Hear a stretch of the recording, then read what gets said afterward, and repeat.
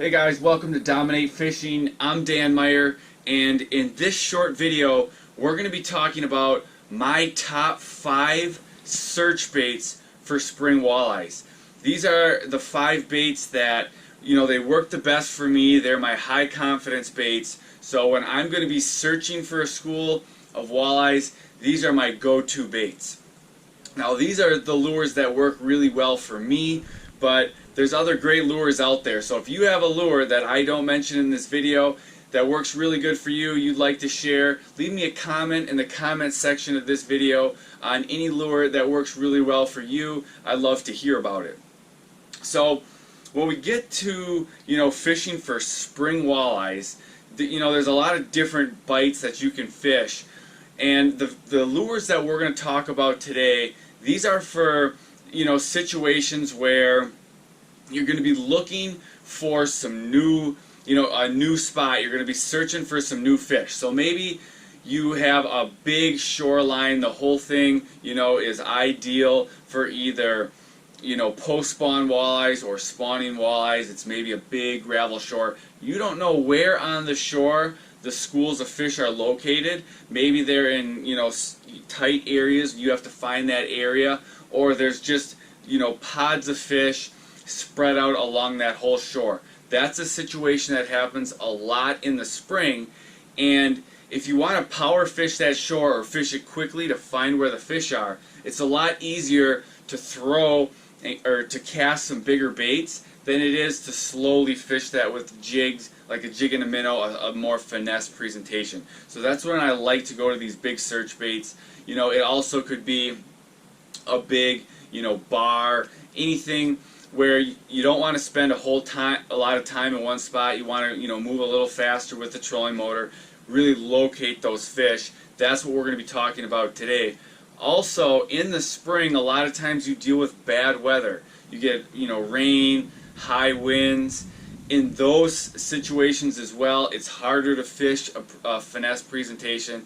Jig and minnow works great for spring walleyes, but in bad weather, you could be fishing a jig and a minnow. If you have high winds, it just puts a huge bow in your line. It makes it hard to feel bites. In those situations, it's a lot easier to cast some type of crankbait.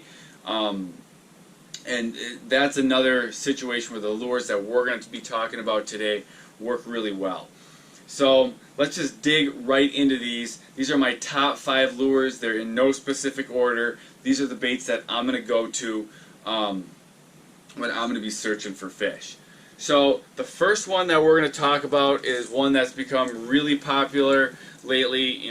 Most people at least know what they are. A lot of people use them, but it's the Rapala Xwrapped. Here's the lure in Fire Tiger. It's got rattles. These things work great. They're really popular fishing like Green Bay for some of those big walleyes. Pre-spawn and post-spawn, they work great, but they also work great on a lot of lakes.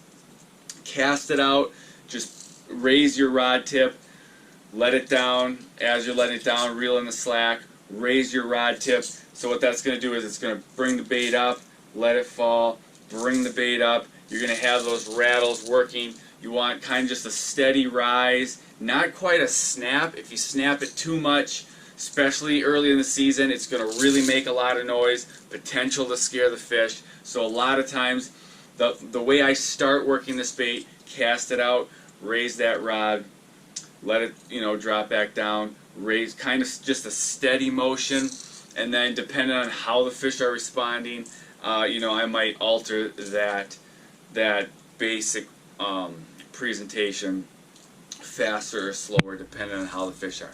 Rip and wrap, though, works really well.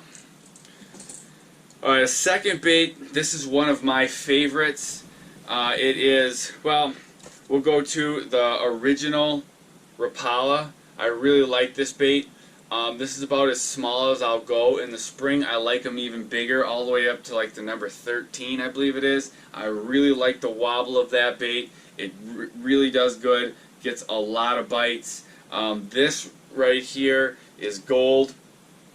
Gold works great in my area. So does chartreuse.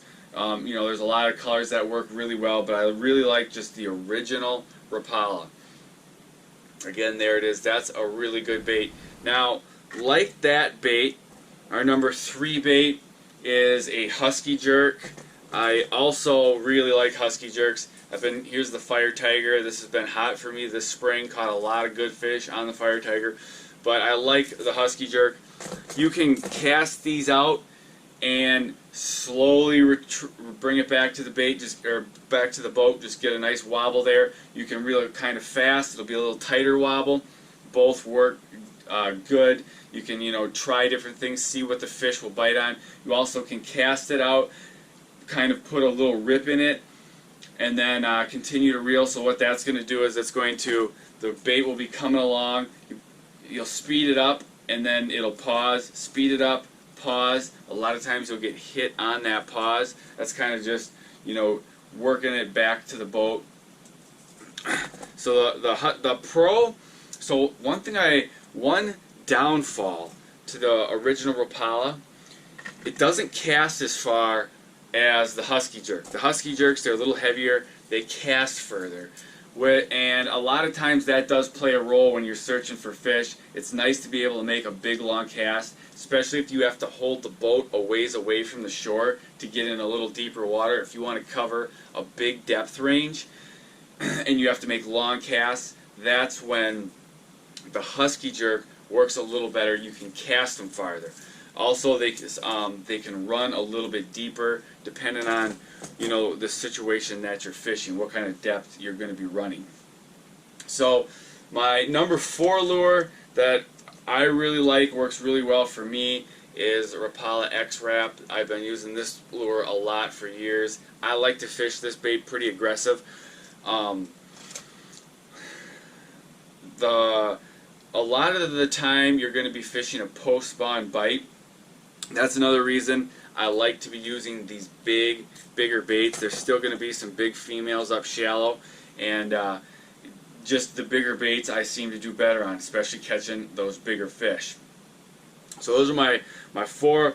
The 5th type of bait that I like to use for a search bait is just a plastic paddle tail. Here's one that I use a lot by Bee Fish and Tackle.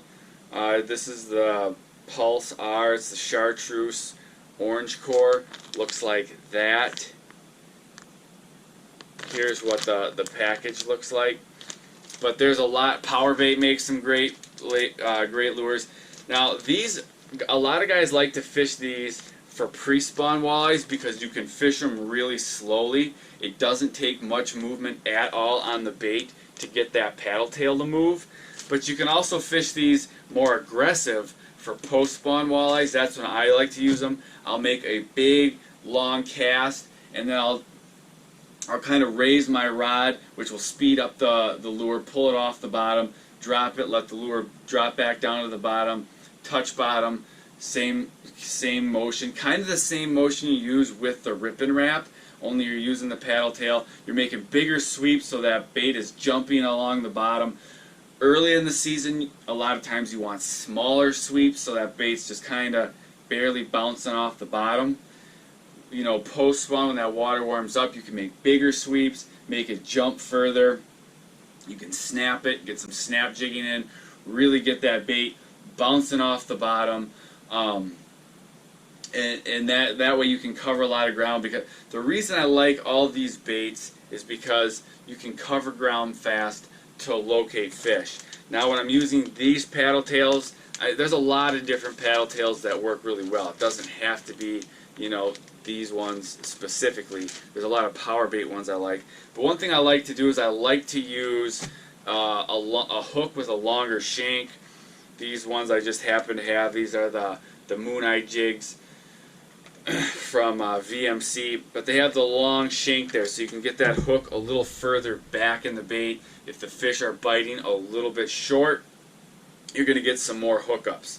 If they're real aggressive, or if you can really feel them, you can use, like the other day, I didn't have the Moon Eye jigs. I just had a regular, just a regular jig, and you can see it wasn't hooked back as far You know, that didn't seem to matter. The fish were aggressive that day, but if they were biting a little bit, if they were biting short, or if the fish were a little bit smaller, I would want a hook where this shank gets further back in the body of the bait. You don't want it too far back to where it restricts the motion of the bait, but you want to get back as far as you can where the bait's still going to work true, but you can get those shorter bites. But you know, again, the fish were aggressive. This is just a regular jig, you know, I bought from Walmart, just a cheap jig, and it worked just fine. Another thing to remember is when you're fishing these plastics, a lot of times you're going to go to a heavier jig than you would if you're fishing live bait. Just the plastic has more resistance in the water, so to get that good action, you have to go with a heavier jig than you would if you were using live bait. So these are the lures that I like to use when I'm searching for walleyes. If I'm fishing in bad weather, it's hard to, you know, finesse. I want something that, you know, I can cast, you know, retrieve and fight that wind. These are the lures that I go to. You know, let me know if you've got something that works good for you. Make sure you subscribe to my YouTube channel for more videos like this, and I will see you guys in the next video.